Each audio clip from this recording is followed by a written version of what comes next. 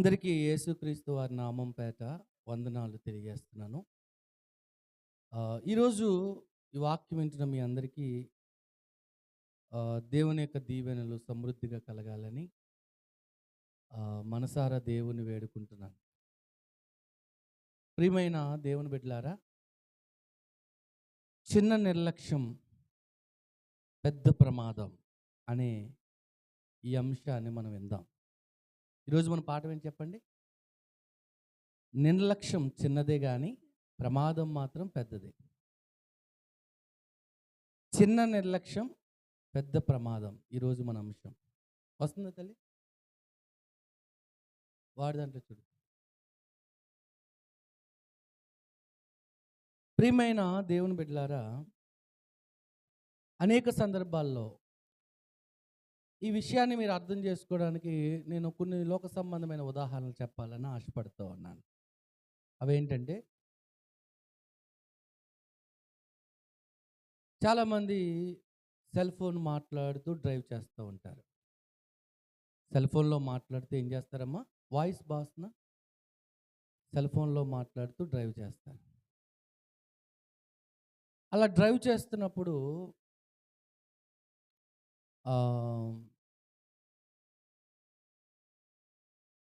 చాలా చోట్ల అంటే వాహనాల వెనకాల ఒక రాస్తారు ఒక మాట. ఏంటి ఆ మాట అంటే, సెల్ ఫోన్లో మాట్లాడుతూ డ్రైవింగ్ చేయవద్దు. అది చదివారా మీరు ఎప్పుడైనా?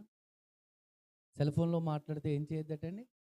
ఎందుకు చేయకూడదు అని అంటే, ఆ మాటల సందర్భంలో మీరు తప్పుగా నడపడం వల్ల ఎదుటి వ్యక్తిని మీరు గుద్దే ప్రమాదం ఉంది. ప్రమాదం జరిగే పరిస్థితులు ఉంటాయి కాబట్టి సెల్ ఫోన్లో మాట్లాడుతూ ఏం చేయొద్దటండి? డ్రైవింగ్ చేయొద్దు అంటారు. చాలామంది వాహనం మీద వెళ్తూనే సెల్ ఫోన్ మాట్లాడుతుంటే మెల్ల ఇలా వంచేస్తున్నారు. మెల్ల ఏమైపోతున్నామా? ఇలా వంచేస్తున్నారు. అంటే ఎందుకు సెల్ ఫోన్లో మాట్లాడొద్దు అని అన్నారు అంటే, మన పెద్దలు ఒక మాట చెప్పారు. ఏంటా మాట అంటే, మనిషివై పుట్టిన తర్వాత తలెత్తుకుని బతకాలరా అన్నాడు. ఎలా బతకాలట? ఇప్పుడు అందరూ తలెత్తుకుని బతకడం పక్కన పెట్టండి, తలదించుకుని బతుకుతున్నారు. ఎలాగా అంటే, ఫోన్ చూస్తా. ఒక వ్యక్తి, నేను ఒక వీడియో చూశాను. ఒక వ్యక్తి ఫోన్ చూస్తూ నడుస్తూ ఉన్నాడు. మెసేజ్ టైప్ చేస్తూ ఉన్నాడు. ఒక కాలువ మీద మ్యాన్ హోల్ ఉంది. మ్యాన్ హోల్లో పడిపోయాడు. ఎక్కడ పడిపోయాడండి? గుంటలో పడిపోయాడు. అంటే చిన్న నిర్లక్ష్యం దేనికి దారితీసింది? పెద్ద ప్రమాదానికి దారితీసింది. ఎందుకు సెల్ ఫోన్ మాట్లాడుతూ డ్రైవ్ చేయొద్దన్నారంటే, ఆ నిర్లక్ష్య వైఖరి వలన ప్రమాదం జరుగుతుంది. అప్పుడప్పుడు పిల్లలు ఆడుతూ ఆడుతూ రోడ్డు మీదకి పరిగెత్తుకుని పోతారు సడన్గా, అటు ఇటు చూడకుండా. ఎవరు? పిల్లలు. అలా సడన్గా పరిగెత్తి అవతల రోడ్డుకి వెళ్ళే టైంలో ఏదో ఒక వాహనం వచ్చి ఏం చేస్తుంది చెప్పండి? ఢీక్కుంటుంది.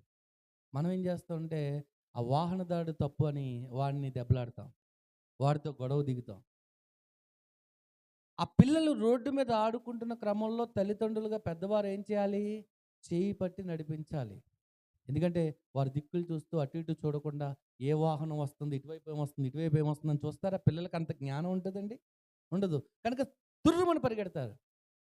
పరిగెట్టగానే ప్రమాదానికి గురవుతారు. చిన్న నిర్లక్ష్యం, మనం చేయి విడిచిపెట్టడం వల్ల పెద్ద ప్రమాదం జరుగుతుంది. అవునా కదా? ఒక ఆయన మా ఊర్లో ఇంటికి కరెంట్ లాగుతున్నాడు. ఎక్కడి నుంచి? లైన్ నుంచి, స్తంభం నుంచి ఏం చేస్తున్నాడండి? కరెంట్ లాగుతున్నాడు. ఫేసు నోటు రెండు వైర్లు ఉంటాయిగా. ఒక వైర్ దానికి తగిలించాడు. ఆల్రెడీ ఒక వైర్ ఏం చేశాడండి? తగిలించాడు. ఇక రెండో వైరు సరిగ్గా లీడ్ లేవని దాన్ని నోటితో తీసే ప్రయత్నం చేశాడు. మర్చిపోయాడు. చిన్న నిర్లక్ష్యం అతని ప్రాణాన్ని తీసింది. అతని ప్రాణం పోయింది. అందుకే ఈ స్లాబ్లు బిల్డింగ్లు కడతారు కదా మేస్త్రులు. ఆ మేస్త్రులు బిల్డింగ్ కడుతున్నప్పుడు ఈ ఓసలు ఉన్నాయి కదా, ఓసలు పైన అల్లుతారు. స్లాబ్ వేయడానికి ఓసలు ఏం చేస్తారమ్మా? కడతారు కదా! కట్టేటప్పుడు ఈ ఓసులు పైకి లాగే క్రమంలో చాలా సార్లు విద్యుత్ తీగలకి తగిలి చనిపోతా ఉంటారు. చిన్న నిర్లక్ష్యం చెప్పండి పెద్ద ప్రమాదం. మీకు అర్థం కావడానికి ఈ ఉదాహరణలన్నీ చెప్తున్నాను. చెరుకు రసం తాగారు ఎప్పుడైనా? ఆ చెరుకు రసం ఆ చెరుకు రసం తయారు చేసే ఆయన ఆ చెరుకుని ఏం చేస్తాడంటే ఒక మిషన్‌లోకి పంపిస్తాడు. ఒకసారి పంపించడు. మళ్ళా అవతలకి వెళ్ళగానే ఆ చెరుకును మళ్ళా తిరిగి తీసుకొని 2 మడతలు పెట్టి ఇప్పుడు మరలా మిషన్‌లోకి పంపిస్తాడు. అవును కదా! ఎప్పటి వరకు? అందులో ఉన్న పూర్తి రసం అంతా కూడా బయటపడేంత వరకు మడత మడత పెడతాడు. ఆ క్రమంలో చాలామంది అశ్రద్ధగా, నిర్లక్ష్యంగా ఉండడం వల్ల ఆ మిషన్‌లో చేయి పడడం వల్ల చెయ్యి కట్ అయిపోయిన పరిస్థితులుంటాయి. అవునా కాదంటారా? చిన్న నిర్లక్ష్యం చెప్పండి పెద్ద ప్రమాదం. దీన్ని లోక సంబంధమైన ఎన్నో ఉదాహరణలు చెప్పాను కదా! ఇప్పుడు మీరు చెప్పండి. చిన్న నిర్లక్ష్యం వల్ల పెద్ద ప్రమాదం ఏం జరిగిందో బైబిల్ నుంచి? అమ్మా?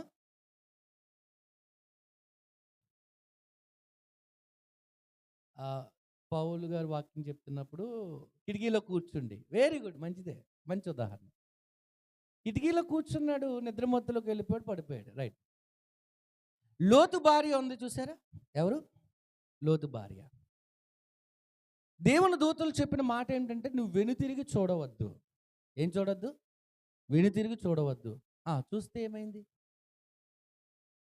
అంటే చిన్న నిర్లక్ష్యం. చూస్తే ఏమైంది? అనేటువంటి చిన్న నిర్లక్ష్యమే ఆమెను ఉప్పు స్తంభం చేసింది. దేవుడు ఏదెను తోటలో ఆదాము అవ్వలను ఉంచినప్పుడు ఈ తోట చెట్ల ఫలాలన్నిటిని తినమన్నాడు. ఒకే ఒక్క పండు మాత్రం తినొద్దన్నాడు. ఆ ఒక్క పండు తింటే ఏమైంది? చిన్న నిర్లక్ష్యం. ఒకవేళ దేవుడు ఆ తోట పండ్లన్నిటిని తినవద్దని ఒక చెట్టు పండు మాత్రమే తినమంటే వారికి కొంచెం బాధ.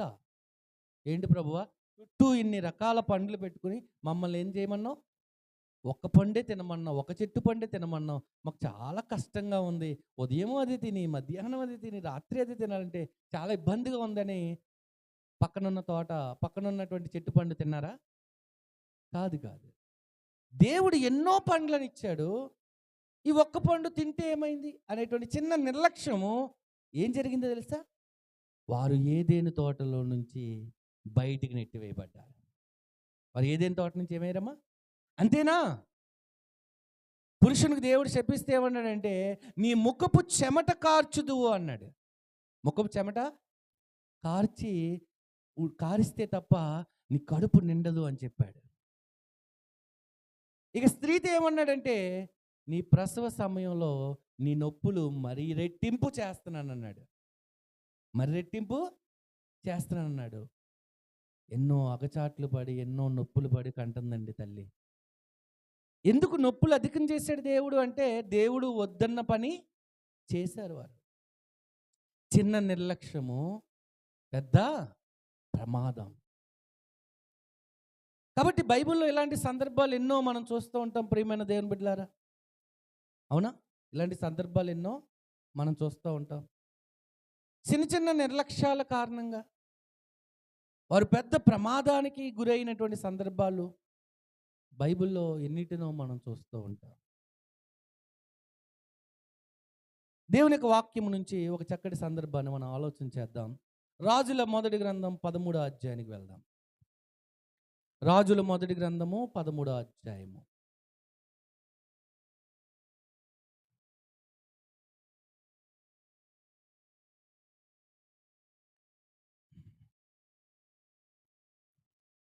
మొదటి వచనం చదువుదాం ప్రియులారా. అంతటి దైవజనుడైన ఒకడు యెహోవా చేత సెలవు నొంది యూదా దేశము నుండి బేతేలుకు వచ్చెను. ప్రియులారా, చిన్న నిర్లక్ష్యము ఎంత పెద్ద ప్రమాదానికి దారితీస్తుందో చెప్పడానికి ఈరోజు నేను మీ ముందు ఈ అంశాన్ని ఉంచాను. మీరెప్పుడు విననిది కొంచెం జాగ్రత్తగా అర్థం చేసుకుంటే గొప్ప విషయాలు మనకు అర్థమవుతాయి. ఈ యుగాంతమందున్న మనకి బుద్ధి కలగడానికి దేవుడు పాత నిబంధనలో ఎన్నో సంగతులను ఏం చేశాడంటే రాయించాడు. కాబట్టి వాటిని మనం పరిశీలిద్దాం. ఈరోజు మన పాఠం ఏంటి చెప్పండి? చిన్న నిర్లక్ష్యం పెద్ద ప్రమాదం. సంసోను తలలో అంటే జుట్టులో ఉంది బలమంతా, అంతేనా? ఏమైందిలే, దెలీలా అడుగుతుంది కదా, మాటి మాటికి నీ బలం ఎక్కడుందో చెప్పు, నీ బలం ఎక్కడుందో చెప్పు అని నన్ను అడుగుతుంది అని అనుకుని ఆ వగలాడి, ఆ మాయలాడి వల్లో పడినటువంటి సంసోను తన రహస్యాన్ని, తన గుట్టును, తన బలాన్ని ఎక్కడుందో చెప్పాడు. ఏం జరిగిందో తెలుసా? ఫిలిష్తీయుల చేతిలో బందీ అయిపోయాడు. ఏమైపోయాడండి? ఫిలిష్తీయుల చేతిలో బందీ అయిపోయాడు. చిన్న నిర్లక్ష్యం ఎంత పెద్ద ప్రమాదాన్ని దారితీసిందో మీకు తెలుసు ప్రియమైన వాళ్ళారా. రాజుల మొదటి గ్రంథం 13వ అధ్యాయంలో దైవజనుడైనటువంటి ఒక వ్యక్తిని దేవుడు యోధా దేశం నుండి బేతేలుకు పంపిస్తున్నాడు. ఎక్కడికి పంపిస్తున్నాడమ్మా? బేతేలు అనే ప్రాంతానికి పంపిస్తున్నాడు. ఎందుకు అంటే ప్రియులరా, ఆల్రెడీ బేతేలులో రాజైన యెరోబాము ఒక బలిపీఠం కట్టి ప్రజలందరినీ, రాజ్యంలో ఉన్న ప్రజలందరినీ విగ్రహారాధనకు ప్రోత్సహిస్తున్నాడు. రాజైన యెరోబాము ఏం చేస్తున్నాడండి? బేతేల్లో ఒక గుడి కట్టి లేదా ఒక దేవతను నిలవబెట్టి విగ్రహారాధనకు ప్రోత్సహిస్తున్నాడు. ఎవరు ఈ యెరోబాము అని అంటే ఇశ్రాయేలుకు రాజు. ఎవరైనా? ఇశ్రాయేలు రాజు యెరోబాము. దావీదు, సొలొమోను, సౌలు, వీరు ముగ్గురు ఇశ్రాయేలును పరిపాలించారు దాదాపు 40 సంవత్సరాలు. ఈ ముగ్గురు పరిపాలన తర్వాత, సొలొమోను పరిపాలన తర్వాత రాజ్యం ఏమైంది? 2 ముక్కలైంది. అందులో ఒక రాజ్యాన్ని యోధా రాజ్యం అని, మరొక రాజ్యాన్ని ఇశ్రాయేల్ రాజ్యం అని చెప్పారు. యోధా రాజ్యం 2 గోత్రాలు, ఇశ్రాయేల్ రాజ్యం 10 గోత్రాలు. ఇశ్రాయేల్ రాజ్యానికి యెరోబాము రాజు అయితే, యోధా రాజ్యానికి సొలొమోను కుమారుడైన రెహబాము రాజు అయ్యున్నాడు. యెరోబాము ఈయన, ఆయన ఎవరు? రెహబాము. ఆయన యోధా దేశానికి రాజు అయితే రెహబాము ఈయన ఇశ్రాయేలు రాజ్యానికి రాజు. ఒకటి గుర్తుపెట్టుకోండి, ఎప్పుడు చెప్తాను వినండి. బైబిల్లో ఇశ్రాయేల్ రాజులు ఉన్నారు, యోధా రాజులు ఉన్నారు. కానీ ఎక్కువ మంది దేవునికి ఇష్టలు ఎవరు అంటే యోధా రాజులే. ఈ ఇశ్రాయేల్ రాజులు అంటే దేవునికి అంతగా ఇష్టం ఉండదు. కారణం ఏంటంటే వారు దేవుని విడిచిపెట్టి విగ్రహారాధన ప్రోత్సహించారు. ఏం ప్రోత్సహించారండి? విగ్రహారాధన ప్రోత్సహించారు. అందులో ఒకడు యెరోబాము. చదువుదాం ప్రియమైన వాళ్ళు. బేతేల్లో ధూపము వేయుటకై యెరోబాము ఆ బలిపీఠం వద్ద నిలిచి ఉండగా, ధూపం వేయడానికి యెరోబాము ఎక్కడ నిలిచి ఉన్నాడటండి?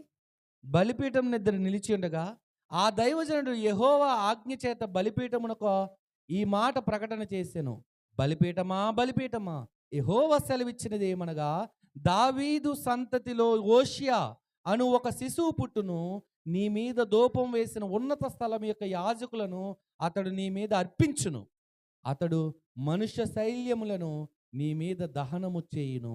అదండి, దేవుడు తన ప్రవక్త అయినటువంటి ఒక వ్యక్తిని యోధా రాజ్యము నుంచి లేదా యోధా దేశం నుంచి బేతేలుకు పంపిస్తున్నాడు. ఆల్రెడీ బేతేల్లో ఎవరున్నారు అంటే రాజైన యెరోబాము ఉన్నాడు. ఎవరున్నారండి? రాజైన యెరోబాము ఉన్నాడు. అతన్ని హెచ్చరించడానికి, దేవుని తీర్పు అతని మీదకి రాబోతుందని చెప్పడానికి దేవుని ప్రవక్త ఎక్కడి నుండి వచ్చాడండి? యోధా దేశం నుండి వచ్చాడు. ఇక్కడ దేవుని ప్రవక్త అని రాయబడి ఉంది తప్ప ఆ ప్రవక్త పేరు అయితే మాత్రం రాయబడలేదు. కానీ ఒకటి మాత్రం మనం గుర్తుపెట్టుకోవాలి, ఆ ప్రవక్త యవనస్తుడు, యువ ప్రవక్త. ఏ ప్రవక్త? యువ నాయకుడు అంటాం కదా, అలాగా యువ ప్రవక్త అయిన. కానీ ఆ ప్రవక్త పేరేంటో రాయబడలేదు. దేవుడి వాక్కు ఆ ప్రవక్తకు వినబడింది, నువ్వు వెళ్ళి ఆ బలిపీఠంతో ఎలాగూ ప్రవచించు. బలిపీఠమా, బలిపీఠమా, ఓషియా అని ఒక శిష్యుడు పుట్టబోతున్నాడు రాబోయే కాలంలో, అంటే భవిష్యత్తు కూర్చిన ప్రవచనాన్ని ప్రవచిస్తున్నాడు. ఈ ప్రవక్త ప్రవచించిన ప్రవచనం ఎప్పుడు నెరవేరిందో తెలుసా? 300 సంవత్సరాల తర్వాత నెరవేరింది. ఆ ప్రవక్త ప్రవచించిన ప్రవచనంలో ఒక భాగం ఏమిటంటే, ఓషియా అనేటువంటి ఒక శిశువు పుట్టబోతున్నాడు అన్నాడు కదా. ఈ యోషియా ఎన్ని సంవత్సరాల తర్వాత వచ్చాడు తెలుసా అండి? బైబిల్ లెక్కల ప్రకారం 300 సంవత్సరాల తర్వాత వచ్చాడు. బైబిల్ నిజమైన దైవ గ్రంథం అని చెప్పడానికి ఈ ప్రవచించబడిన ప్రవచనాలు ఒక కారణం. ప్రవచించబడిన ప్రవచనాలు ఒక కారణం. యేసుక్రీస్తు ప్రభు బెత్లెహేంలో పుడతాడని యెషయా ఎన్ని సంవత్సరాల క్రితం ప్రవచించాడు తెలుసా? చెప్పండి. 700 సంవత్సరాల క్రితం ప్రవచించాడు. ఏలయనగా మనకు శిశువు పుట్టెను, మన కుమారుడు అనుగ్రహింపబడును, ఆయన భుజం మీద రాజ్యభారం ఉండును, కన్యక గర్భవతి కుమారుని కన్నని 700 సంవత్సరాల క్రితమే యెషయా ప్రవక్త ప్రవచించాడు. ఆ ప్రవచనం ఖచ్చితంగా యేసుక్రీస్తు ప్రభు వారి విషయంలో నెరవేర్చబడింది. అంటే ఒక ప్రవచనం ఒక ప్రవక్త ప్రవచించిన తర్వాత ఏదో ఒక రోజు ఆ ప్రవచనం ఏమవ్వాలి? నెరవేర్చబడితే ఆ ప్రవచనం ప్రవచించిన గ్రంథం కానీ నెరవేర్చబడిన గ్రంథం రాయబడిన విషయాలను బట్టి ఆ గ్రంథం నిజమైన దైవ గ్రంథంగా పిలువబడుతుంది. ఏ గ్రంథంగా పిలువబడుతుంది? దైవ గ్రంథం. ప్రియమైన దేవుని బిడ్డలారా, ఏమని ప్రవచిస్తున్నాడు ఈ ప్రవక్త యోధా ప్రాంతం నుంచి వచ్చి? బలిపీఠమా బలిపీఠమా, యెహోవా సెలవిచ్చినదేమనగా, దావీదు సంతతిలో ఓషియా అను ఒక శిశువు పుట్టును, నీ మీద ధూపం వేసిన ఉన్నత స్థలం యొక్క యాజకులను అతడు నీ మీద అర్పించును. రాబోయే కాలంలో ధూపం వేసే ప్రతి ఒక్కరికి రాబోయే శిక్షను గూర్చి ముందుగా ఈ ప్రవక్త ఏం చేస్తున్నాడంటే ప్రవచిస్తున్నాడు. ముందుగా ఏం చేస్తున్నాడమ్మా? ప్రవచిస్తున్నాడు. ప్రియులారా, ఏమండి? ధూపం వేస్తాడు, ఇదిగో నీ మీద బలి అర్పిస్తాడు, నీ బలిపీఠము ముక్క ముక్కలుగా పగిలిపోతుంది, విడిపోతుంది, బద్దలైపోతుంది అని చెప్తున్నాడు. ప్రియులారా చూడండి, ఇంకా చదువుదాం 3వ వచనం. ఈ బలిపీఠము బద్దలైపోయి దాని మీద ఉన్న బుగ్గి ఒలిగిపోవుటే యెహోవా ఇచ్చు సూచన. నేను చెప్పే మాట దేవుడు నా చేత చెప్పించాడు, నా చేత ఈ వాక్కు పంపించాడు అనడానికి సూచన ఏంటండి? బలిపీఠం బద్దలైపోతుంది. బలిపీఠం ఏమవుతుంది? బేతేల్లో యెరోబాము నిలబెట్టించిన లేదా కట్టించిన బలిపీఠం ఏమో కాబోతుంది? బద్దలు కాబోతుందని చెప్పి ఈ ప్రవక్త వచ్చి ప్రవచించాడు. ప్రియమైన వాళ్ళారా, 4వ వచనం. బేతేలు నందున్న బలిపీఠమును గూర్చి ఆ దైవజనుడు ప్రకటించిన మాట రాజైన యెరోబాము విని బలిపీఠము నుండి తన చెయ్యి చాపి వాణ్ణి పట్టుకొనుమని చెప్పగా అతడు చాపిన చెయ్యి ఎండిపోయెను. ఏం జరిగింది? రాజైన యెరోబాము ఏమన్నాడు? ఏంటి, నేను కట్టించిన ఈ బలిపీఠం బద్దలైపోతుందా? ఓషియా అనే ఒక కుమారుడు పుట్టి మమ్మల్ని ఈ బలిపీఠం మీద బలర్పిస్తాడా? మా బుగ్గి కాలిపోతుందా, ఒలిగిపోతుందా? ఏమిటయా ప్రవచిస్తున్నావు అని చెప్పి కోప్పడి ఆయన తక్షణమే బంధించండి అన్నాడు. ఎవరిని అమ్మా, ఎవరిని బంధించమన్నాడు? నేను ఎందుకు ప్రశ్నిస్తున్నానో తెలుసా? మీరు వింటున్నారా లేదా? మీకు అర్థమవుతుందా లేదా అనేది ప్రశ్న. ఎవరిని బంధించమన్నాడు? ప్రవచించిన ప్రవక్తను, యూదా దేశం నుండి వచ్చిన యువ ప్రవక్తను ఏం చేయమన్నాడండి? బంధించండి అని చెప్పి చెయ్యి చాచేటట. అంతే. వెంటనే చెయ్యి ఏమైపోయిందటండి? ఎండిపోయిందట. ఎండిన చెయ్యి ఎలా అయితే అయిపోతుందో అలా పుష్టిగా ఉన్న చెయ్యి ఏమైంది? ఎండిపోయినట్టు అయిపోయింది ఒక క్షణంలో. ఎప్పుడు?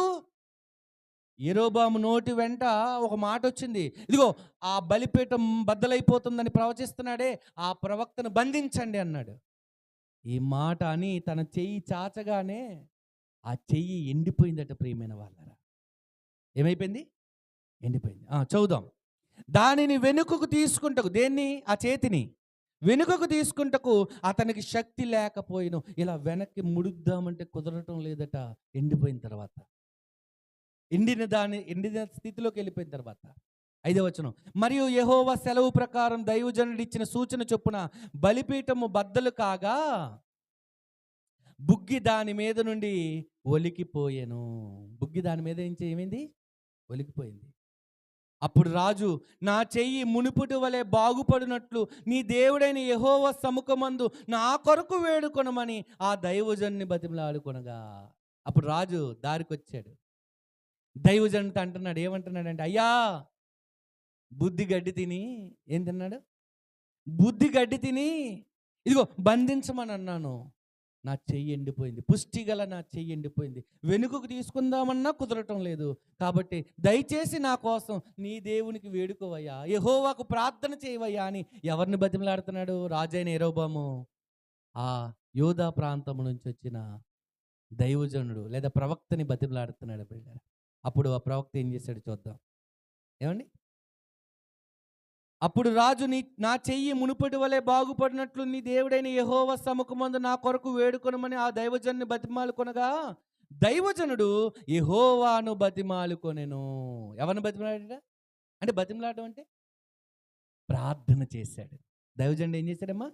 ప్రభువా యెరొబెయాము చేయిని ముట్టండి, స్వస్థపరచండి, మరలా ఇది వరకు మునుపటి వలె మార్చండి, పుష్టిగా మార్చండి, ఎండిన చెయ్యిని బాగు చేయండి అని చెప్పి ఆ దైవజనుడు ఏం చేశాడంటే ప్రార్థన చేశాడు. చూడండి తర్వాత, గనుక రాజు చెయ్యి మరలా బాగు అయి మునుపుటి వలె ఆయను. వెంటనే ఏమైంది? వెంటనే స్వస్థత వచ్చింది. దైవజనుడు ప్రార్థన చేయగానే ఎండిన చెయ్యి ఏమైందంటే బాగుపడ్డది, మరలా పుష్టి గలదిగా తయారైంది. అర్థం చేసుకోండి ప్రియమైన వాళ్ళు, ఇతడు నిజముగా దేవుని యొద్ద నుండి పంపబడిన ప్రవక్త అనుటకు గుర్తులేంటి చెప్పండి? ఇతడు నిజముగా దేవుని చేత పంపబడిన ప్రవక్త అనుటకు గుర్తులేంటి? నెంబర్ వన్ ఏమండి? ఆ బలిపీఠం బద్దలైపోతుంది అనగానే అక్కడ ఏమైంది? బద్దలైపోయింది. ప్రవచించిన ప్రవచనం ఏమైంది? నెరవేరింది. ఎప్పుడైతే ఆ దైవజన్ని బంధించండి అన్నాడో వెంటనే అతని చెయ్యి ఏమైంది? ఎండిపోయింది. ఎప్పుడైతే ఆ యెరొబెయాము, రాజైన యెరొబెయాము మరలా నీ దేవునికి ప్రార్థన చేయండి అన్నాడో వెంటనే మరలా అతడు ప్రార్థన చేయగా లేక బతిమలాడుకొనగా దేవునికి అప్పుడేమైంది? మరలా బాగుపడింది. దీన్ని బట్టి ఏమర్థమవుతుంది? అతడు నిజముగా దేవుని ప్రవక్త, దేవుని చేత పంపబడిన ప్రవక్త. ఇక్కడ ఒక విషయం చెప్తాను మీకు, జాగ్రత్త వినండి. 6వ వచనం చదవండి. అప్పుడు రాజు నా చెయ్యి మునుపుటి వలె బాగుగాగునట్లు నీ దేవుడైన యెహోవా. ఎవరు అంటే ఆ ప్రవక్తకు యెహోవా దేవుడు కానీ యెరొబెయాముకి యెహోవా దేవుడు కాదు. మన దేవునికి ప్రార్థన చేయ అంటం లేదు. ఏమంటున్నాడు చెప్పండి? నీ దేవునికి అంటున్నాడు. నీ అని సపరేట్ చేసి మాట్లాడడం ద్వారా యెరొబెయాముకి యెహోవా దేవుడు చెప్పండి కాదు. ఆయనకి సపరేట్ దేవుళ్ళు ఉన్నారని అర్థమవుతుంది. అయినా సరే దైవజనుడు ప్రార్థన చేయగా యెరొబెయాము చేతిని దేవుడు ఏం చేశాడండి? స్వస్థపరిచాడు, బాగు చేశాడు, మునుపటి వలె మార్చాడు, పుష్టి గలదిగా అయిపోయింది. ఎండిన చెయ్యి ఏమైందండి? మరలా పుష్టి గలదిగా మారిపోయింది. ప్రియమైన వాళ్ళారా, జాగ్రత్తగా ఆలోచన చేద్దాం. 7వ వచనం, అప్పుడు రాజు నీవు నా ఇంటికి వచ్చి అలసట తీర్చుకొనుము, నీకు బహుమతి ఇచ్చేదనని ఆ దైవజనుతో చెప్పగా రాజు ఏమన్నాడు? నన్ను బాగు చేసావు కదా, నాకెంత మేలు చేసావు, తిరిగి నా చెయ్యిని పుష్టి గలదిగా మార్చేసావు, కాబట్టి దయచేసి నువ్వు నా ఇంటికి వచ్చి భోజనం చేయవయ్యా. భోజనం చేసిన తర్వాత నీకేమిస్తాను తెలుసా? నేను బహుమతి ఇస్తానన్నాడు. ఏమన్నాడమ్మా? ఒక ఆఫర్ ఇస్తున్నాడు. ఎవరికి? దైవజనుడికి. ఎవరు? రాజు అయిన యెరొబెయాము. నువ్వు మా ఇంటికి వచ్చి భోజనం చేసి నేనిచ్చే బహుమతి తీసుకెళ్ళి సంతోషంగా వెళ్ళు అన్నాడు. ఆ స్థానంలో మనం ఉంటే రాజు తన ఇంటికి మనల్ని భోజనానికి ఆహ్వానించాడు, పైగా భోజనం అయిన అనంతరం ఏం చేస్తున్నాడు? బహుమతి కూడా ఇస్తాడట అని ఈ ఆఫర్ ఎవరైనా వదులుకుంటారా? చెప్పండి, వదులుకోరు.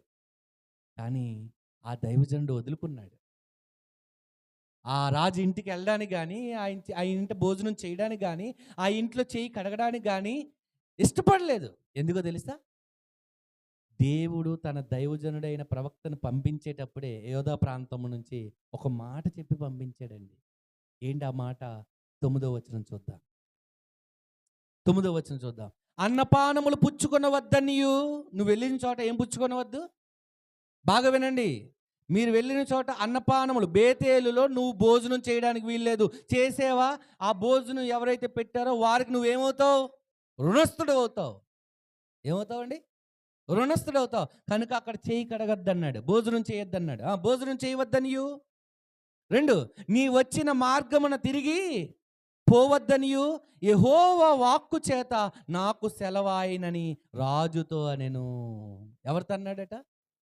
అంటే యోధా ప్రాంతం నుండి బయలుదేరేటప్పుడే దేవుడు 3 విషయాలు చెప్పి పంపించాడు. నాయనా, నువ్వు వెళ్ళి అక్కడ ఉండిపోవద్దు. నువ్వు వెళ్ళి అక్కడ ఉండిపోవద్దు. అక్కడ ఎవరింట చెప్పండి? భోజనం చేయవద్దు, నీళ్లు త్రాగవద్దు. భోజనం అన్నాడు కానీ నీళ్ళు అనలేదు కదండి అనకండి. భోజనం నీళ్ళు ఒకటే. భోజనం చేయొద్దు. ఇంకేమన్నాడు? నువ్వు వెళ్ళు మార్గంలో, నువ్వు ఏ దారినైతే వెళ్తున్నావో ఆ దారినే తిరిగి రావద్దు, వేరొక మార్గం గుండా రావాలి అని చెప్పాడు. ఎవరు చెప్పారు ఈ మాట? దేవుడు ప్రవక్తకి చెప్పి పంపించాడు. అర్థమవుతుందా?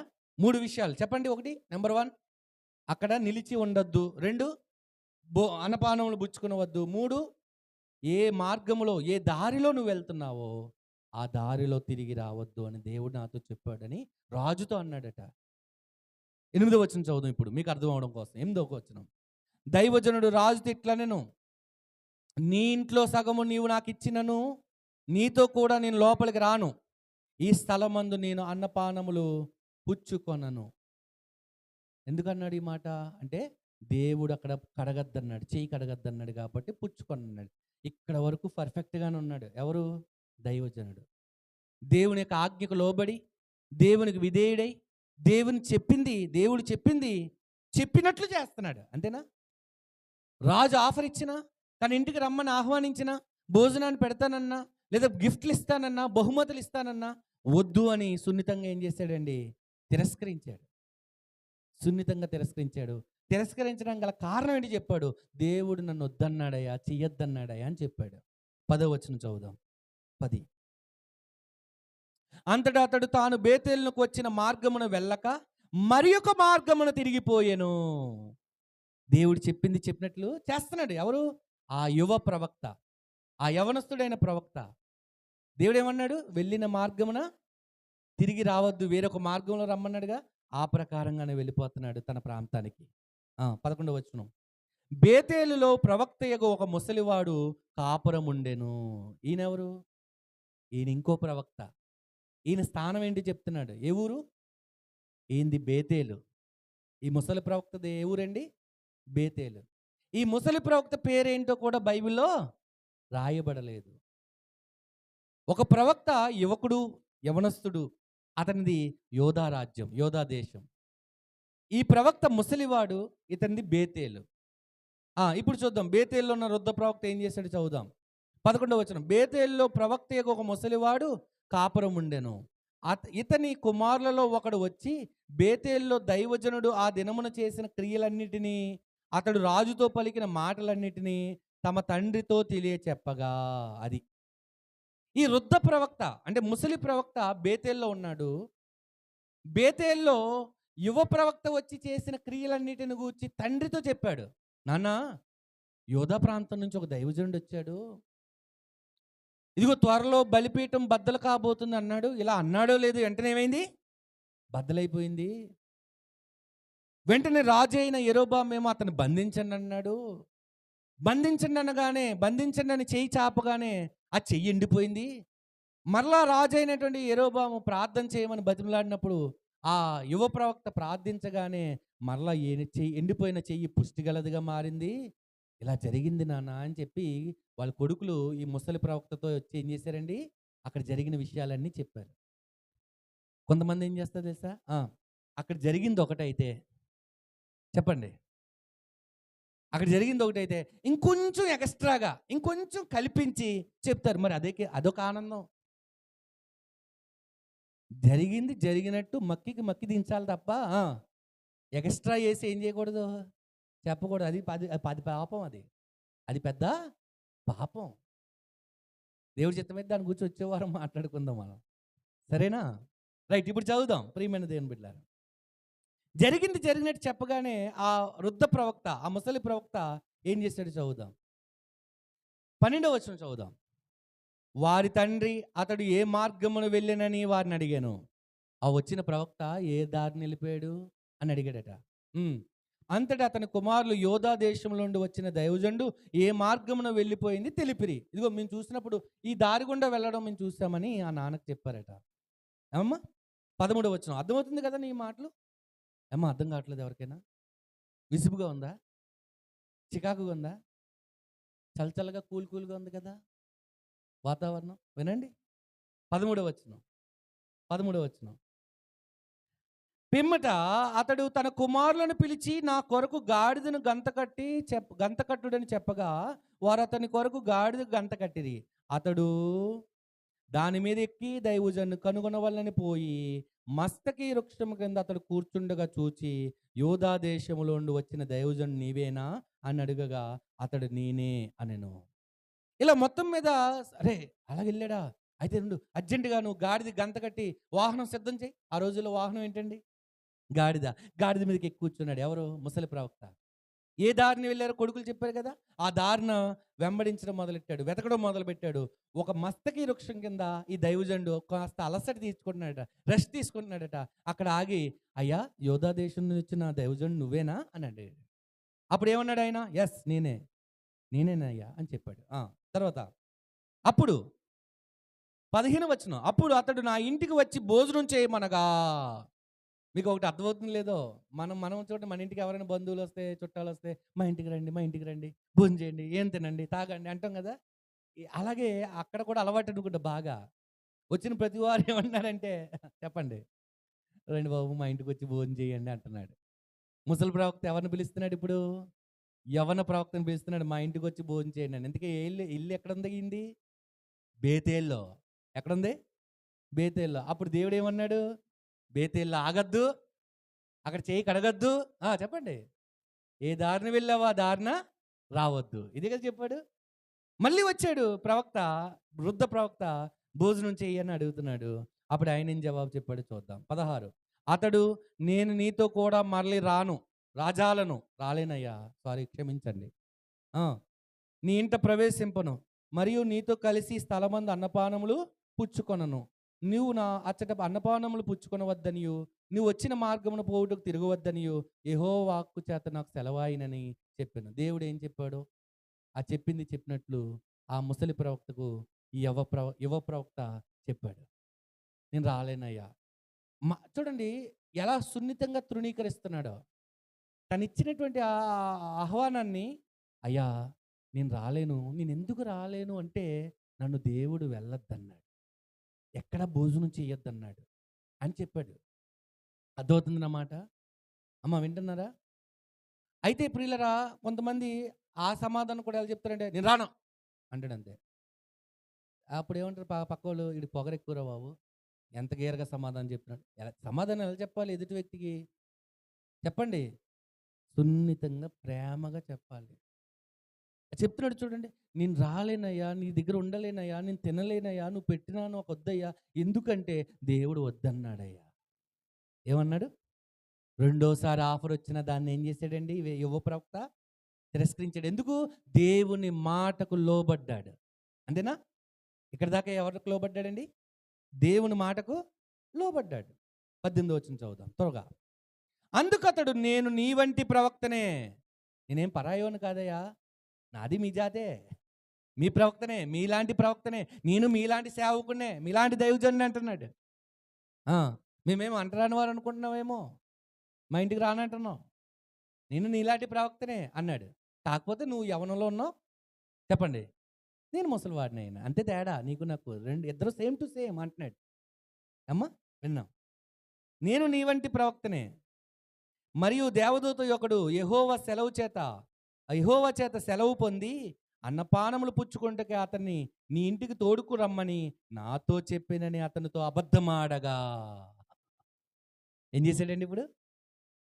అబద్ధం ఆడుతున్నాడు. ఏమని అబద్ధం ఆడుతున్నాడు? నేను ఎందుకు వచ్చానో తెలుసా? దేవదూత ఒకడు నా దగ్గరికి వచ్చి అతన్ని నీ ఇంటికి తీసుకెళ్ళి భోజనం పెట్టని చెప్తేనే వచ్చాను, నువ్వు రానంటున్నావు ఏంటి అని దేవుని నామం పేరట, దేవుని పేరట అబద్ధం ఆడుతున్నాడు ఆ వృద్ధ ప్రవక్త, ముసలి ప్రవక్త. అర్థమవుతుందండి? దేవుని దూత ఒకడు వచ్చి నిన్ను మా ఇంటికి తీసుకెళ్ళమన్నాడు అన్నాడు. ఆహా, అవునా, నిజమా, దేవుడా, దేవదూత వచ్చిందా, చెప్పాడా, అయితే నడు వెళ్ళిపోదాం అని బయలుదేరుతున్నాడు. ఎక్కడికి? ఏం చేయాలి చెప్పండి? అయ్యా, దేవుడు నన్ను చెయ్యొద్దు, భోజనం చేయొద్దు, వచ్చిన దారిని వెళ్ళొద్దని చెప్పినప్పుడు దేవదూత మరలా వచ్చి నీకు ఇలా చెప్పడం ఏంటి? దేవుడు నాకు మరలా వెళ్ళు, ఈ వృద్ధ ప్రవక్త ఇంటికి వెళ్ళి భోజనం చెయ్యి అని చెబితే తప్ప నేను మీ ఇంటికి రాను అనాలి కదా. అనలేదు. 2 సార్లు శోధన వచ్చింది. బాగా వినండి. శోధన ఎన్ని సార్లు వచ్చింది? భోజనం చేయడం అని ప్రేరేపణ 2 సార్లు వచ్చింది. ఒకటి రాజుగారి ద్వారా, 2 వృద్ధ ప్రవక్త ద్వారా, ముసలి ప్రవక్త ద్వారా. 2 సార్లు ఏం చేశాడు? మాట్లాడాలి. వద్దు, తృణీకరించాడు. కానీ మూడోసారి దేవదూత వచ్చి చెప్పిందనగానే ఇంకేమాత్రం ఆలోచించకుండా శోధనకు లొంగిపోయాడు. శోధనకు ఏం చేశాడండి? లొంగిపోయాడు. అంటే సాతాను ఏ విధంగా శోధిస్తాడో నీకు చెప్తున్నాడు. జాగ్రత్తగా వినండి. ఏ విధంగా శోధిస్తాడు? మొదటిసారి శోధిస్తాడు, నువ్వు లొంగలేదు, ఓకే, వెళ్ళిపోతాడు. రెండోసారి వస్తాడు, కాసేపు టైం తీసుకుని మరలా నిన్ను ఆ విధంగానే శోధిస్తాడు, కానీ నువ్వు లొంగలేదు. కానీ మూడోసారి తప్పక తన బుట్టలో వేసుకుంటాడు. అది ఎవరి యొక్క శోధన? సాతాను శోధన. ఏ విధంగానైనా సరే నిన్ను మాయలో దించాలి, ఏ విధంగానైనా సరే నిన్ను మోసం చేయాలి, ఏ విధంగానైనా సరే తన బుట్టలో వేసుకోవాలి. అందుకు ఎన్నిసార్లు అయినా ప్రయత్నిస్తాడు. ఎవరు? సాతాను. అర్థమవుతుందా ప్రియమైన వాళ్ళారా? మొదటిసారి వచ్చినప్పుడు తృణీకరించిన నీవు, రెండోసారి వచ్చినప్పుడు తృణీకరించావు, మూడోసారి కూడా ఏం చేయాలి? తృణీకరించాలి. కానీ నువ్వు లొంగిపోయావు. ఏం చేసావు? చాలామంది పాపమునకు లొంగిపోవడం కారణాలు అయ్యాయి. మొదటిసారి పర్ఫెక్ట్గానే ఉన్నారు, రెండోసారి పర్ఫెక్ట్గా ఉన్నారు, మూడోసారి తృణీకరించడం మానేసి లొంగిపోతున్నారు. యేసుక్రీస్తు ప్రభువారిని అపవాది ఎన్నిసార్లు శోధించింది? శరీరాశ, నేత్రాశ, జీవబ్డమ్మాన్ని చేసి చూపించి ఆయన శోధనలో పడేయాలని చూడలేదా? కానీ ఆయన లొంగాడా?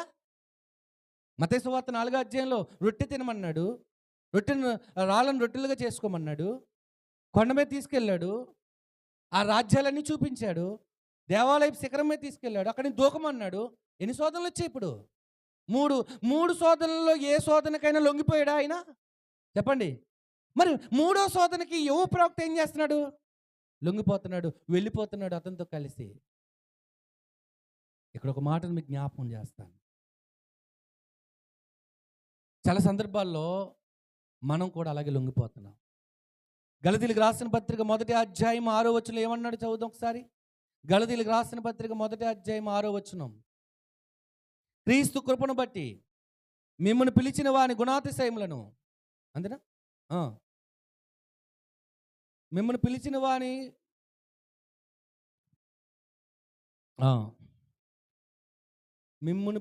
వాని విడిచి భిన్నమైన సువార్త తట్టుకు మీరింత త్వరగా తిరిగిపోవటం చూడగా నాకు ఆశ్చర్యం అవుతున్నది. అది మరి ఒక సువార్త కాదు, కానీ క్రీస్తు సువార్తను, దేవుని సువార్తను చెరపగోరి మిమ్ములను కలవరపరచువారు కొందరు ఉన్నారు. మేము మీకు, ఈ మాట అండర్లైన్ చేసుకోండి, మేము మీకు ప్రకటించిన సువార్త కాక మరి యొక్క సువార్త మేమైనను పరలోకమందున్న దూతలైనను మీకు ప్రకటించిన ఎడలా అతడు శాపగ్రస్తుడు. ఎవరటండి? ఎవరు శాపగ్రస్తుడు? ఆల్రెడీ ఆదిమ సంఘం మధ్య అపోస్తుల బోధ ఒకటి ఉంది. అపోస్తులు ఏం చేశారండి? ఆదిమ సంఘంలో అపోస్తులు బోధ చేశారు కదా, ఆ బోధ కాదు, ఆ బోధ తప్పు అని చెప్పి పరలోకమందున్న ఒక దేవదూత వచ్చి చెప్పినా సరే, ఆ చెప్పిన వారు ఏమవుతారటండి? శాపగ్రస్తుడు అన్నాడు. అంటే ముందు ఏదైతే మాట చెప్పి వెనకాల ఆ మాట కాదు, అది తప్పు, ఇదిగో ఇది సరైనది అని చెప్పేవాడు కాదు దేవుడు అంటే. ఇది మీకు అర్థం కావాలంటే ఒక చిన్న ఉదాహరణ చెప్తాను. సైంటిస్టులు, శాస్త్రవేత్తలు భూమిని పరిశోధించి భూమి బలపరుపుగా ఉందని చెప్పారు. మొదట ఏం చెప్పారండి? భూమి బలపరుపుగా ఉందన్నారు. తర్వాత కొన్ని సంవత్సరాల తర్వాత మళ్ళా శాస్త్రవేత్తలు పరిశోధన చేసి అబ్బెబ్బే కాదు, భూమి బలపరుపుగా ఉన్నది అన్నది తప్పు, భూమి గుండ్రంగా ఉందని చెప్పారు. అవునా కదా? అంటే మనుషులు ఏం చేస్తారు? తప్పులు చేస్తారు, పొరపాటు పడతాడు. దేవుడు పొరపాటు పడ్డావు. ఒకసారి ఒకలాగా చెప్పి ఇంకొకసారి ఇంకొకలాగా చెప్పడు ఆయన. ఒకసారి చెప్పిందే అదే చెప్పండి ఫైనల్. అర్థమవుతుందా? ముందు చెప్పిందే ఫైనల్. మనం ఏం చేస్తాం? మారుస్తూ ఉంటాం, మాట మారుస్తూ ఉంటాం. ఇప్పుడు అన్నాడు దేవదూత వచ్చి చెప్పినా సరే శాపగ్రస్తుడు అంటున్నాడు. ప్రియులారా, క్రీస్తు సువార్తను చెరపగోరి మనం ఇప్పటి వరకు ఇంతకాలం యేసుక్రీస్తు దేవుడు అని విన్నాం. యేసుక్రీస్తు ఎవరైనా అన్నమా? ఒకవేళ ఎవరైనా వచ్చి యేసుక్రీస్తు దేవుడు కాదు, కావాలంటే యేసుక్రీస్తు దేవుడని ఎక్కడుంది బైబిల్లో చూపించండి అని ఎవరైనా అన్నారనుకోండి, ఆ బోధ మీరు విన్నారనుకోండి, బోధించిన వాడు మీరు ఏమవుతారు? ఎందుకంటే బైబిల్లో యేసుక్రీస్తు దేవుడని మాత్రమే ఉంది.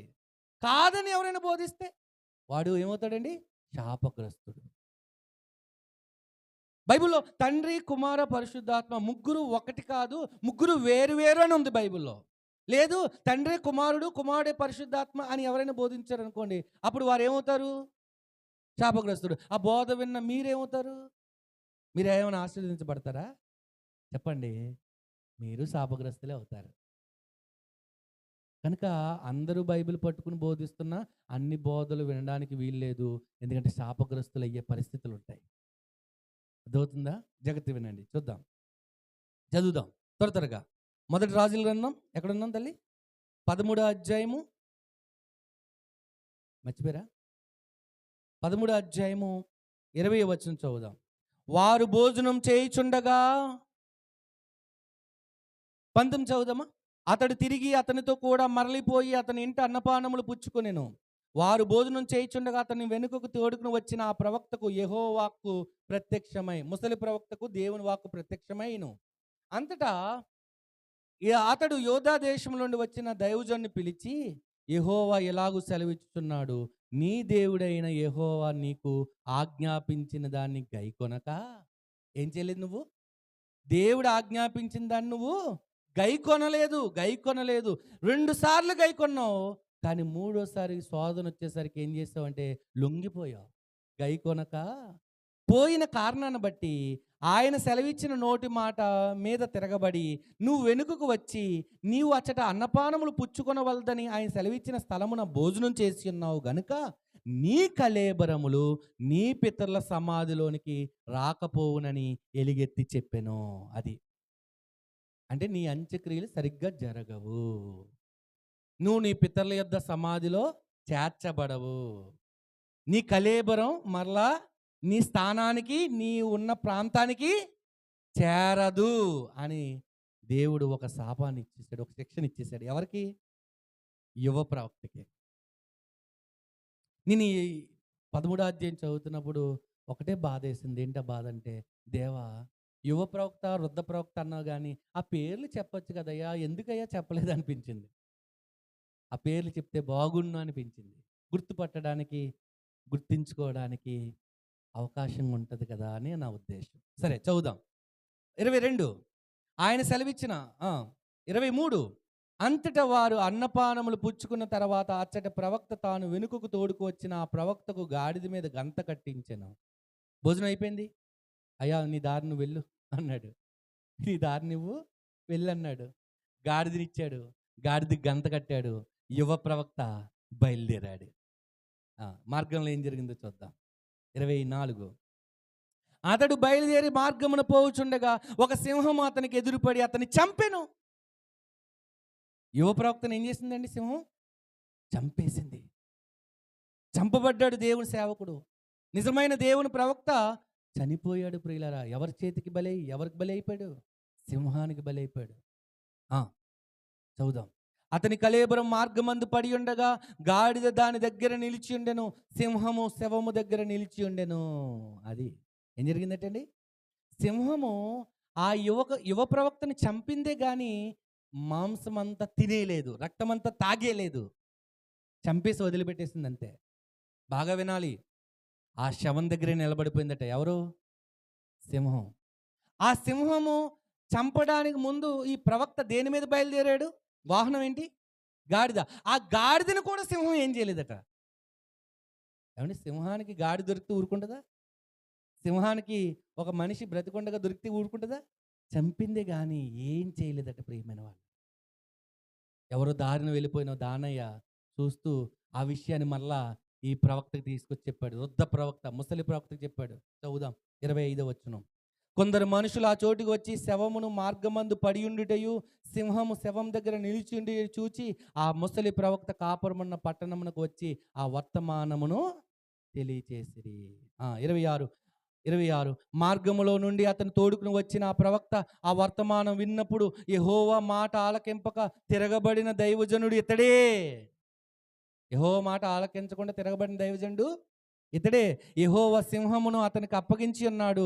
యెహోవా సింహమునకు అతన్ని అప్పగించి ఉన్నాడు. యెహోవా సెలవిచ్చిన ప్రకారం అది అతన్ని చీల్చి చంపెను అని పలికి తన కుమారులను పిలిచి, గాడిదకు నా కొరకు గంత కట్టుడని చెప్పెను.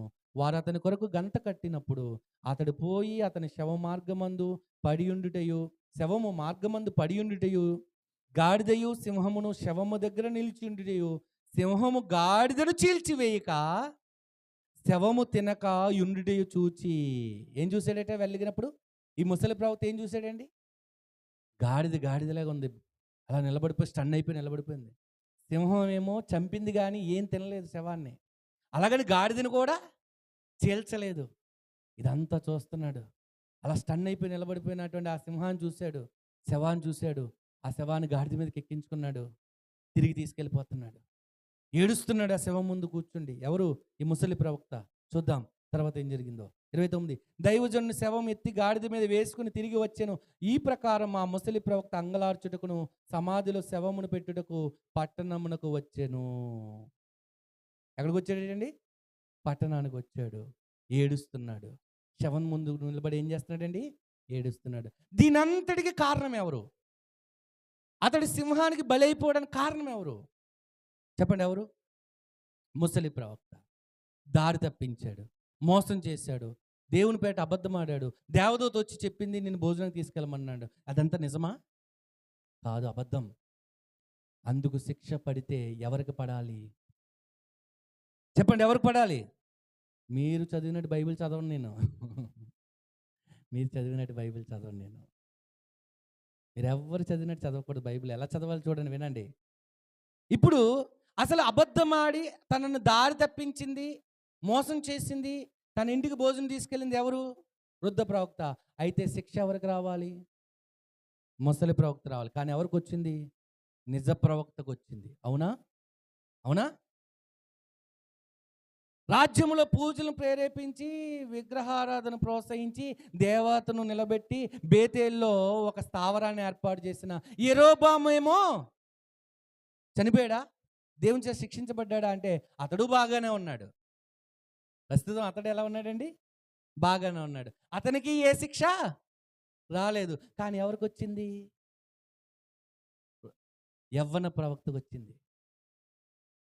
2 సార్లు శోధన వచ్చినా జయించాడు. 2 సార్లు శోధనలో పడలేడు. కానీ 3వసారి శోధన అది దేవుని పేరట దేవదూత వచ్చి చెప్పిందనేసరికి నమ్మి దేవుడు వాక్కు నా దగ్గరికి వచ్చి చెప్పే వరకు కూడా నేను వేచి ఉంటాను అనకుండా, దేవుని వాక్కు నా దగ్గరికి వచ్చి చెప్పేంత వరకు నేను వేచి ఉంటాను, నేను నీ ఇంటికి రాను అని అనకుండా తనతో కూడా వెళ్ళినందుకు మార్గములో సింహానికి బలి అయిపోయాడు. ఎవరు? యవన ప్రవక్త. ప్రియమైన దేవుని బిడ్డలారా, కొన్నిసార్లు మనం ఏమనుకుంటాం అంటే ఏదైనా ఒక సింహం వచ్చి ఎవరైనా చీల్చేసి చంపేసిన, ఒక కోతి కరిచేసిన, లేదా ఒక కుక్క కరిచేసిన, లేదా ఒక లారీ ఎక్కేసిన, ఒక బస్సు గుద్దేసిన, వీడేదో పాపం చేసి ఉంటాడు, అందుకే ఈ కష్టం అతనికి వచ్చిందని మనం అనుకుంటూ ఉంటాం. అందుకే వచ్చింది. మరి యువ ప్రవక్త ఎందుకు సింహాల నోటి బలైపోయాడు? భక్తిపరుడు, ప్రార్థనాపరుడు. ప్రార్థన చేస్తే ఏమైంది చెప్పండి? వెంటనే మాట్లాడాలి. ఎండిన చెయ్యి బాగుపడింది. అంటే దేవుడు తన ప్రార్థన ఆలకించడా లేదా? ఆలకించాడంటే తనకు విశ్వాసం, భక్తి ఉందా లేదా? చెప్పండి. ఉన్నది. భక్తి ఉంది, విశ్వాసం ఉంది, ప్రార్థనా జీవితం ఉంది. అయినా 2 సార్లు శోధనలు జయించిన 3వసారి శోధనలో పడిపోయినందుకు గాను దేవుడు ఎంత పెద్ద శిక్ష వేశాడో చూడండి. అంటే శోధనలు, శ్రమలు, బాధలు ఎవరికన్నమాట? ఎవరికి? రైట్, నీతిమంతులకి, భక్తులకి. భక్తిహీనుడికి ఎందుకు శోధన? యెరోబాము భక్తిహీనుడే, కానీ ఆయనకి ఏ శోధన లేవు. ఎండిన చేయి కోసం బాగు చేయయ్యా నీ దేవుని బతిమలాడంటే దేవుడు స్వస్థపరిచాడు, పుష్టి గలదిగా మార్చాడు. కానీ ప్రవక్త విషయంలో దేవుడు మాత్రం విడిచిపెట్టలేదు, వదిలేయలేదు, శిక్ష రాకుండా కాపాడలేదు. అవునా? అంటే ఏమర్థమవుతుంది మీకు? శోధనలు, సమస్యలు ఎవరికో తెలిసే ఎక్కువ భక్తి పనులకి. అందుకే నీతిమంతుడు 7 మార్లు పడినను, చెప్పండి, తిరిగి లేస్తాడు. నువ్వు ఎక్కువగా ప్రార్థనలో, ఎక్కువగా దేవుని సన్నిధిలో భక్తిగా గడుపుతూ ఉంటే, భక్తిలో ఉంటూ ఉంటే విశ్వాసంగా ఉంటూ ఉంటే, దేవుని కార్యాలు ఘనంగా చేస్తూ ఉంటే నీకే ఎక్కువ శోధనలు వస్తాయి. భక్తిహీనుడికి ఎందుకు వస్తాయి శోధనలు? వాళ్ళిద్దరూ బాగానే ఉంటారు. వాళ్ళిద్దరూ బాగానే ఉంటారు. ఇంకోటి చెప్పనా? బైబిల్ ఏముంటదంటే, కార్య ఆరంభం కంటే కార్య అంతం మేలన్నాడు కదా! ఆరంభం బాగానే ఉంది ఈ యువ ప్రవక్తకి. ఆరంభం బాగానే ఉంది. మరి ముగింపు? ముగింపుకొచ్చేసరికి శోధనలో పడిపోయాడు. దేవుడేమన్నాడంటే, తాను నిలుచున్నానని తలంచుకునేవాడు పడిపోకుండానట్లు జాగ్రత్తగా చూసుకోవాలి. చూసుకోగలిగాడా? లేదు. ఇంకొక మాట ఏమన్నాడు తెలుసా? మరణం వరకు నమ్మకంగా ఉండండి అంటే, మధ్యలో ఏం చేశాడు? పడిపోయాడు. మరణం వరకు ఏం చేయలేకపోయాడండి? నమ్మకంగా ఉండలేకపోయాడు. బైబిల్‌లో సౌలు కూడా ప్రారంభంలో దేవుని మాట విన్నందుకే ఇశ్రాయేలుకి రాజు చేశాడు దేవుడు. ఆ తర్వాత దేవునికి అవిధేయత చూపించాడు కాబట్టి సింహాసనం నుంచి దించేశాడు. సమూయేలు మొదటి గ్రంథం 15 అధ్యాయంలో మనం చూస్తాం. కాబట్టి ప్రియమైన దేవుని బిడ్డలారా, కార్య ఆరంభం కంటే కార్య అంతము మేలు. కార్య ఆరంభంలో గెహాజీ కూడా చాలా భక్తుడు. ఎలీషా దగ్గర భక్తుడిగా ఉన్నాడు గెహాజీ. కానీ ఇదిగో నయమాన్ ఇచ్చిన బహుమతుల కోసం ఆశపడి తను కూడా కుష్ఠరోగ పాలైపోయాడు. తన కుటుంబంకి కుష్ఠరోగం వచ్చింది. కార్య ఆరంభం కంటే చెప్పండి, కార్యాంతం మేలు. ఎప్పటి వరకు ఉండాలి మన నమ్మకంగా? మరణం వరకు. ఉన్నారా మరణం వరకు యవ్వన ప్రవక్త? లేడే. అందుకే ఈ శిక్ష వచ్చింది. ఇక్కడ చిన్న నిర్లక్ష్యం చెప్పండి, పెద్ద ప్రమాదం. ఏంటా చిన్న నిర్లక్ష్యం? దేవుడు ఆగొద్దు అన్నాడు, ఆగాడు. దేవుడు తినవద్దన్నాడు, తిన్నాడు. దేవుడు వెళ్ళిన మార్గంలో రావద్దు అన్నాడు, వెళ్ళాడు. అంతే. ఈ చిన్న చిన్న నిర్లక్ష్యాల వలన పెద్ద ప్రమాదానికి గురయ్యాడు. పెద్ద ప్రమాదానికి ఏమయ్యాడమ్మా? గురయ్యాడు. కాబట్టి ప్రియమైన దేవుని బిడ్డలారా, విశ్వాస జీవితంలో విధేయతగా దేవుని మాటకు లోబడుతూ దేవుని ఆజ్ఞలు పాటిస్తూ ఎప్పటిదాకా ఉండాలి? చివరి వరకు, మరణం వరకు సాగాలి.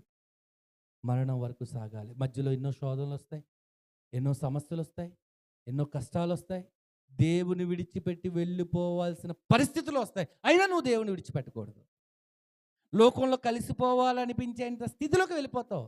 దేవుని నమ్ముకున్నందుకు కానీ సుఖమేం కనబడదు. అయినా సరే దేవుని విడిచిపెట్టకూడదు.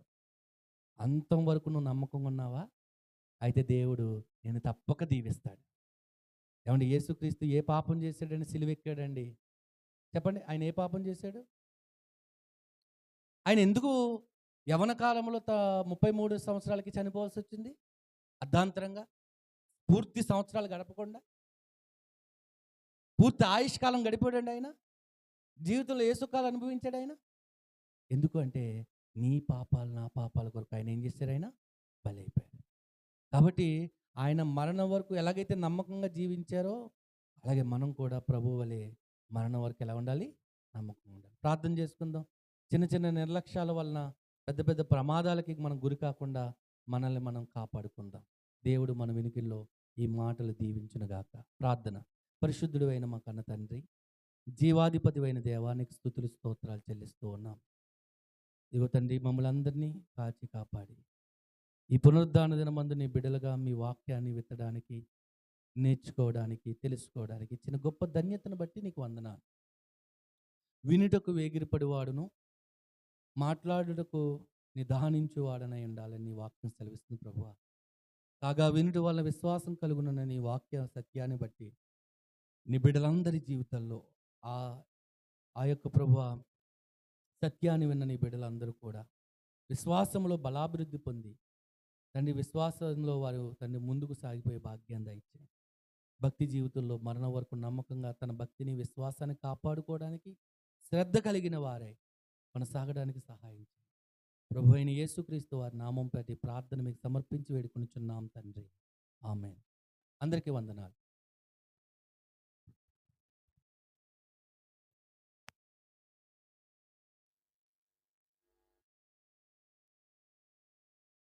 దయచేసి అందరూ మోకరించినట్లయితే యేసుక్రీస్తు ప్రభు వారి యొక్క శిలువ